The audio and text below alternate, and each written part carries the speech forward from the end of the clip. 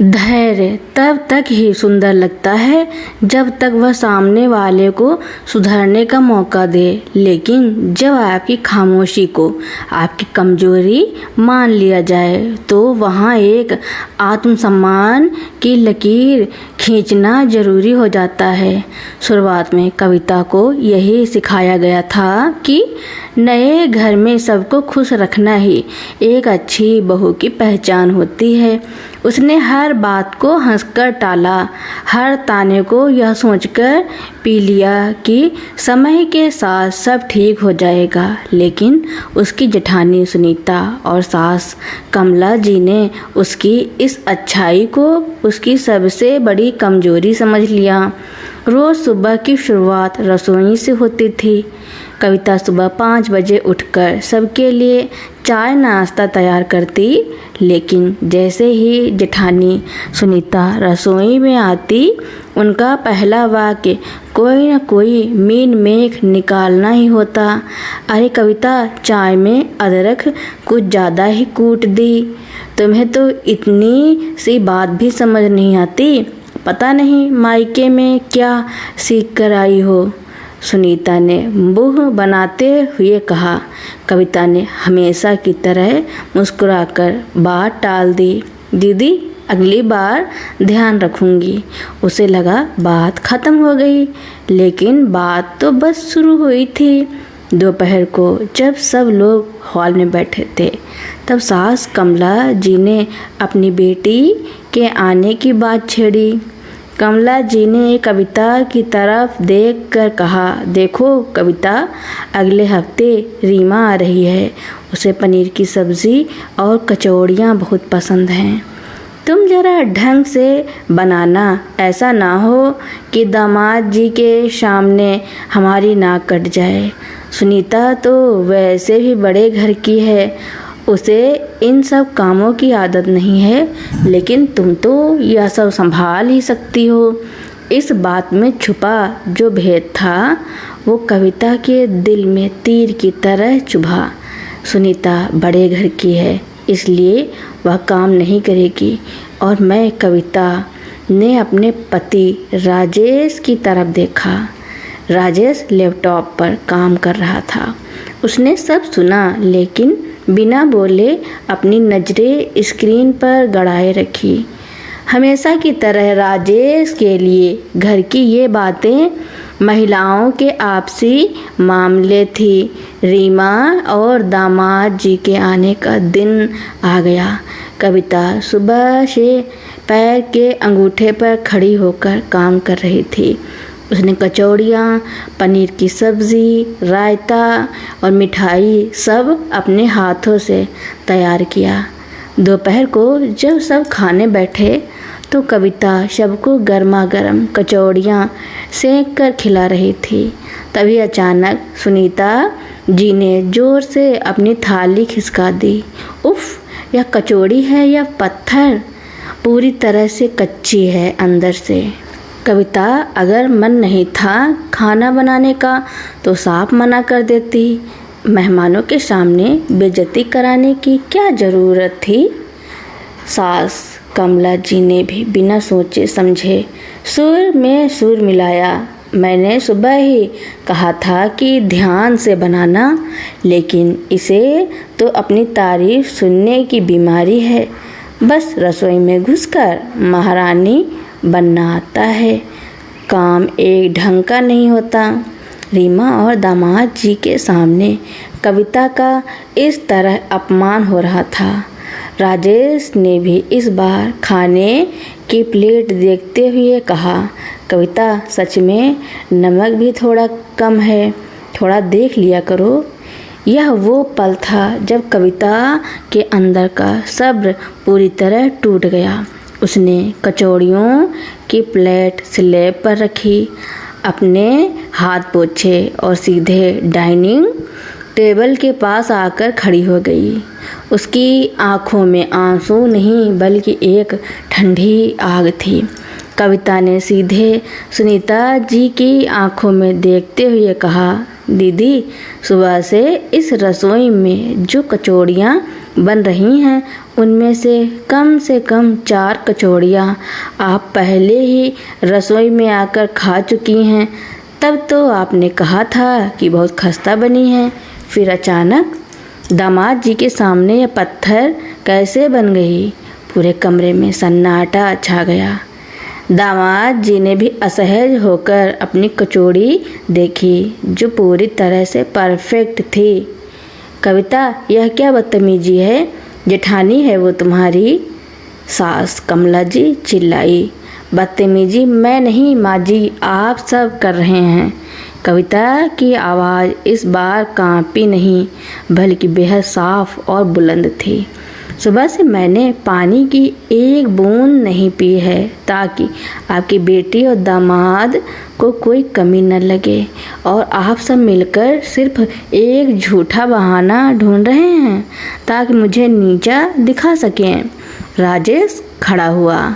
कविता, शांत हो जाओ, घर के मामले घर में रखो, मेहमानों के सामने तमाशा मत करो।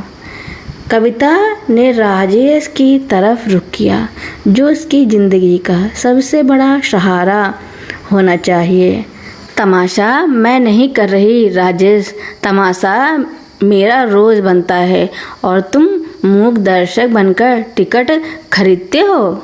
आज अगर मैं चुप रही तो मैं खुद गुनहगार बनूंगी। अगर इस घर में रहने की शर्त अपनी इज्जत दांव पर लगाना है तो मुझे यह शर्त मंजूर नहीं है।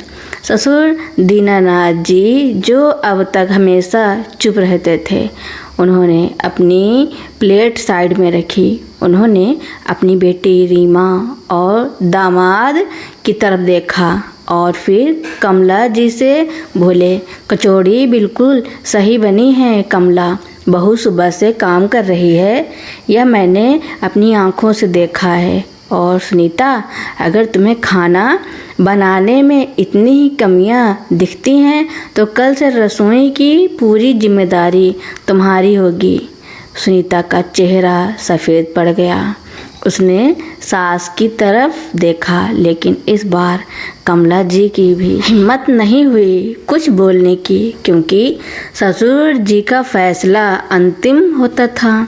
ससुर जी ने कविता की तरफ देखा और कहा, बहू अपनी थाली लाओ और हमारे साथ बैठकर खाना खाओ। आज के बाद इस घर में काम का बंटवारा भी बराबर होगा और सम्मान का भी। राजेश ने शर्मिंदगी से अपना सिर झुका लिया और उसने कविता की कुर्सी आगे बढ़ाते हुए कहा, बैठो कविता। कविता ने कुर्सी संभाली। खाना शायद आज उतना ही खुशनुमा नहीं था, लेकिन आज कविता के मन पर वो बोझ नहीं था जो वो रोज ढोती थी।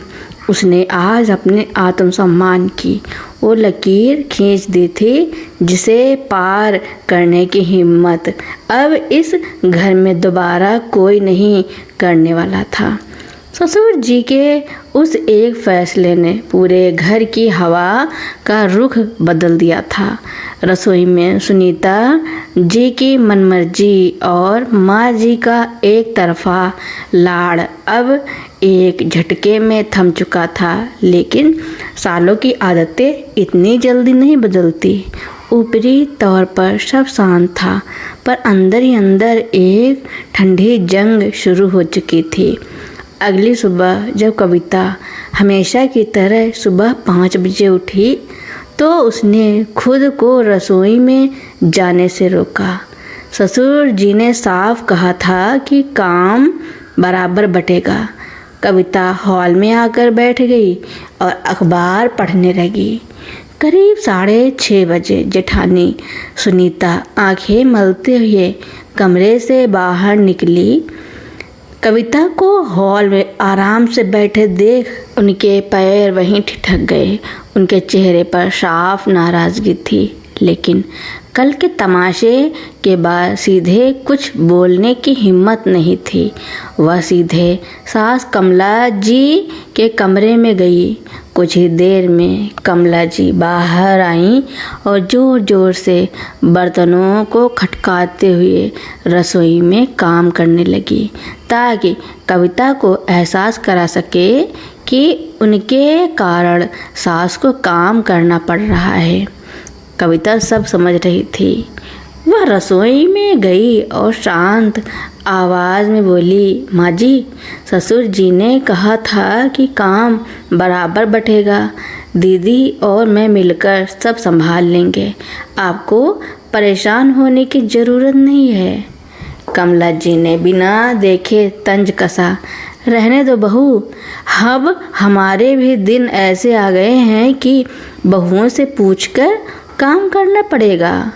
तुम जैसी पढ़ी लिखी लड़कियां घर बसाने नहीं घर तोड़ने आती हैं।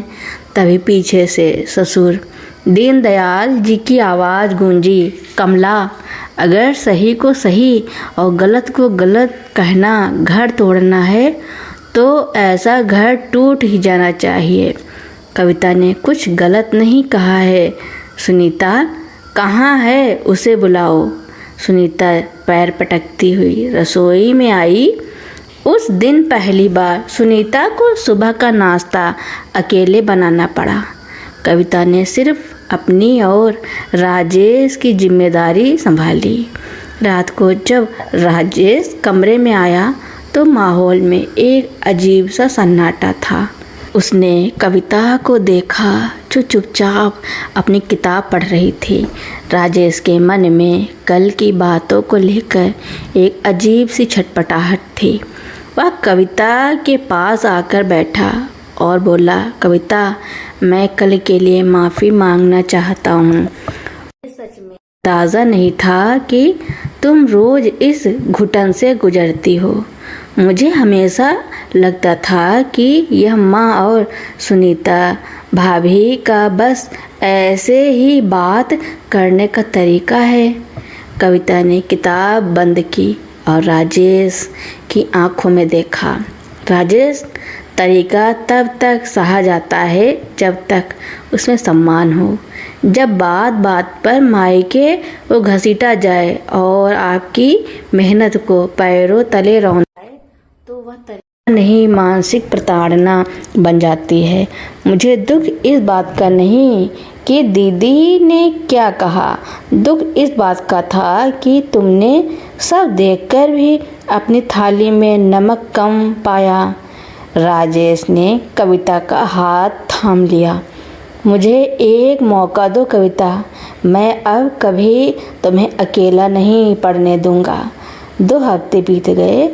घर में काम का बंटवारा तो हो गया था, लेकिन सुनीता और सास कमला जी लगातार इस ताक में थी कि कैसे कविता को दोबारा नीचा दिखाया जाए। एक दिन घर पर दीनदयाल जी आज बिजनेस पार्टनर्स और उनके परिवार वाले आने वाले थे। कमला जी ने जानबूझकर सुनीता से कहा, आज मेहमान आ रहे हैं, सारा खाना तुम अपनी देख रेख में बनवाना। कविता को सिर्फ साफ सफाई और सर्विंग का काम देना ताकि मेहमानों को पता चले कि इस घर की असली कमान किसके हाथ में है। सुनीता ने अपनी निगरानी में खाना बनवाया, लेकिन अपनी आदत के मुताबिक वह खुद मेहनत करने के बजाय फ़ोन पर लगी रही और काम वाली बाई से जल्दबाजी में सब्जियां और रायता बनवाया। शाम को मेहमान आए। टेबल सज चुकी थी। जैसे ही मेहमानों ने खाना शुरू किया, एक मेहमान ने खांसते पानी, अरे भाई, सब्जी में मिर्च है या सिर्फ लाल मिर्च का पाउडर ही डाल दिया है, और रायता तो पूरी तरह खट्टा हो चुका है। कमला जी का चेहरा उतर गया। उन्होंने तुरंत बात संभालने के लिए कविता की तरफ इशारा किया। या आज सारा खाना? कविता ने, नहीं माँ जी। इस बार दीनदयाल जी ने उन्हें बीच में ही टोक दिया। आज रसोई की पूरी जिम्मेदारी सुनीता की थी। कविता तो दोपहर से हॉल की सफाई और मेहमानों के स्वागत की तैयारी में लगी थी।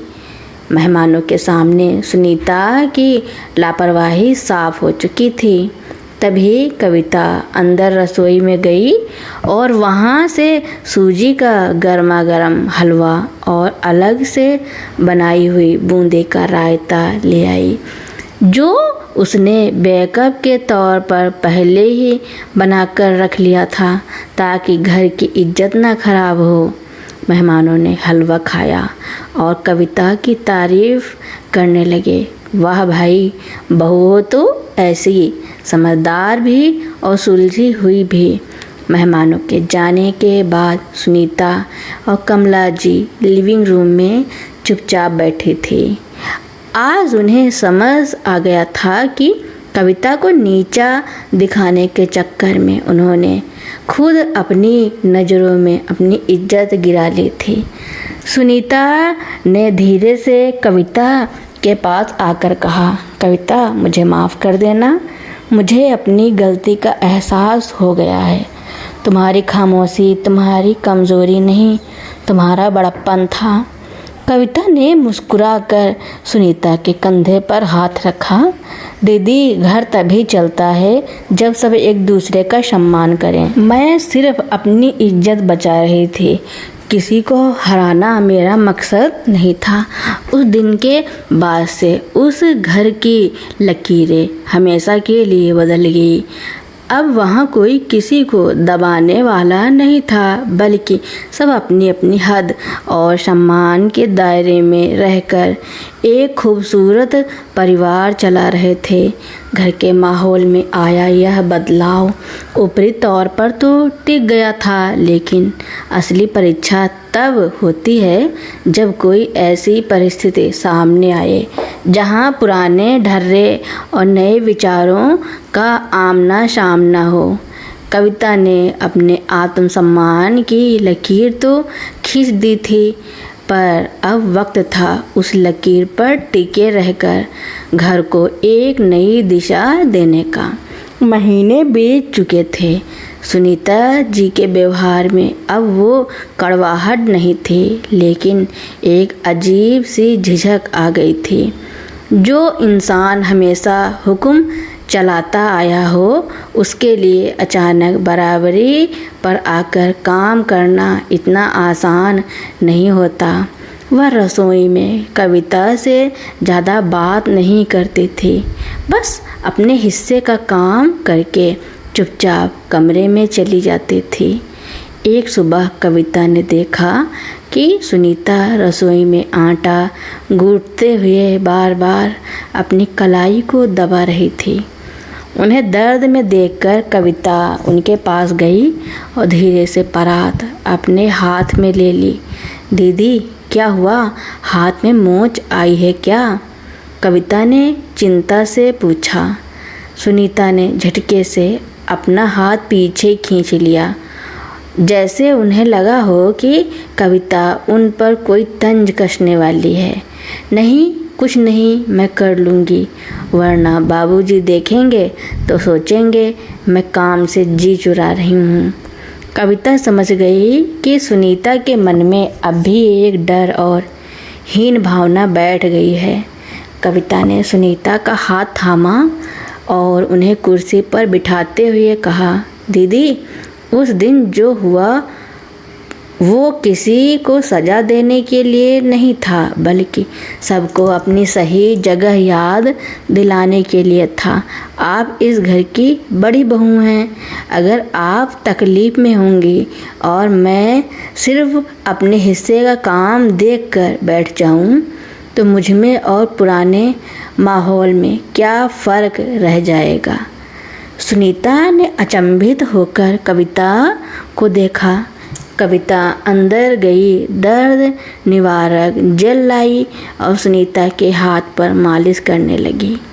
सुनीता की आंखों में पहली बार कविता के लिए ईर्ष्या की जगह कृतज्ञता के आंसू थे। उन्होंने धीरे से कहा, मुझे माफ़ कर देना कविता, मैंने हमेशा तुम्हें अपना कॉम्पिटिशन समझा। जबकि तुम तो सिर्फ इस घर को संभालना चाहती थी। सुनीता तो बदल रही थी, लेकिन सास कमला जी के मन में अभी भी अपनी सत्ता खोने का मलाल था।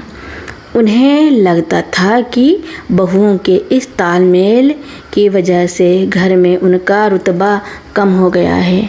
एक दिन कमला जी ने घर पर अपनी सहेलियों के लिए एक बड़ी किटी पार्टी रखी। उन्होंने जानबूझकर शहर के सबसे महंगे केटरर से खाना बुक कर दिया और बहुओं को इसकी कानो कान खबर नहीं होने दी। वह अपनी सहेलियों को दिखाना चाहती थी कि घर के फैसलों में आज भी बहुओं के नहीं, सिर्फ उनकी चलती है और वो जब चाहें जितना चाहें खर्च कर सकती हैं।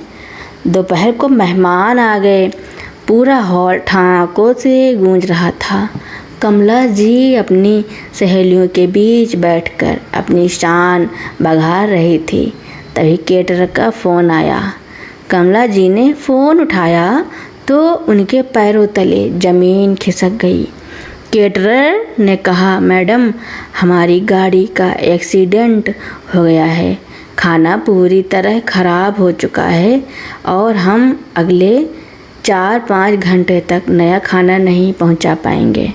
कमला जी के चेहरे का रंग उड़ गया। 25 से 30 मेहमान घर पर बैठे थे और खाना गायब था। अगर सहेलियों को पता चलता तो समाज में उनकी नाक कट जाती। वह घबराकर रसोई की तरफ भागी, जहां कविता और सुनीता आपस में बात कर रही थी। कमला जी की आंखों में आंसू थे। उन्होंने कांपती आवाज़ में कहा, बहू, बहुत बड़ी गड़बड़ हो गई है। उन्होंने पूरी बात बताई और रोने लगी। आज तो मेरी सहेलियों के सामने मेरी थू थू हो जाएगी। सब कहेंगी कि कमला को घर संभालना ही नहीं आता। सुनीता और कविता ने एक दूसरे की तरफ देखा। कविता तुरंत आगे बढ़ी।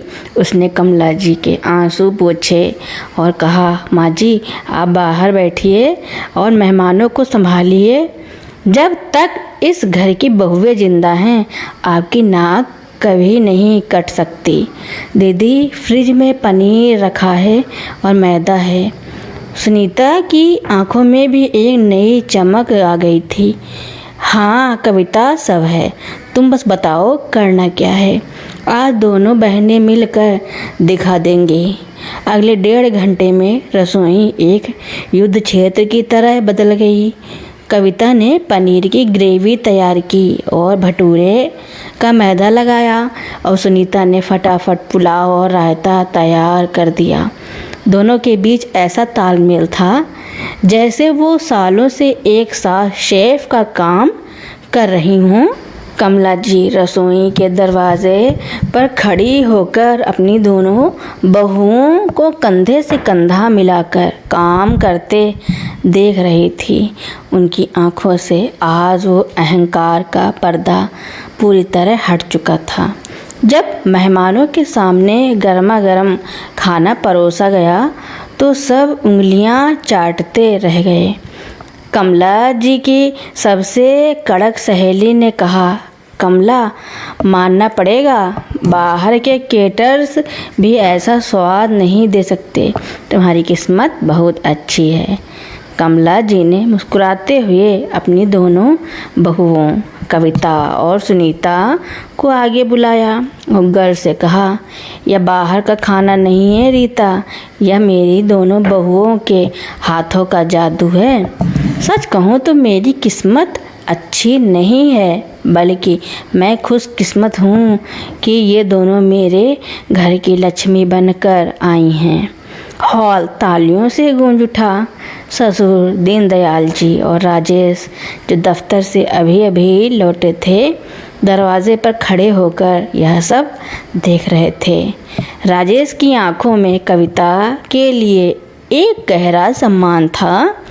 रात को जब पूरा परिवार साथ बैठा तो कमला जी ने अपनी अलमारी से लॉकर की चाबियां निकाली उन्होंने वो चाबियां कविता और सुनीता के हाथों में संयुक्त रूप से थमा दी। आज तक मैं इस घर पर राज करना चाहती थी, कमला जी ने भावुक होकर कहा, लेकिन आज मुझे समझ आया कि घर राज करने से नहीं, सबको साथ लेकर चलने से बनता है। कविता, तुमने जो लकीर खींची थी उसने सिर्फ तुम्हें नहीं बचाया, बल्कि हम सबको बिखरने से बचा लिया। कविता ने चाबियां अपनी सास के चरणों में रखी और कहा, माँ जी, चाबियां हमेशा आपके पास ही रहेंगी, क्योंकि घर की छत आप ही हैं। हम तो बस इस घर की दीवारें हैं जो एक दूसरे के सहारे खड़ी हैं। उस रात घर में कोई ताना नहीं था, कोई खामोश आंसू नहीं था। हद पार होने के बाद जो जवाब मिला था उसने आखिरकार एक बिखरते हुए मकान को एक खूबसूरत और मुकम्मल घर में बदल दिया था। तो दोस्तों, मेरी कहानी सुनने के लिए आपका बहुत बहुत धन्यवाद। ऐसी ही नई नई कहानियाँ सुनने के लिए मेरे चैनल को लाइक, कमेंट, शेयर, सब्सक्राइब एवं बेल आइकन का बटन दबाना ना भूलना, ताकि मेरी नई नई कहानियाँ आप लोगों तक पहले ही पहुँचती रहें। धन्यवाद।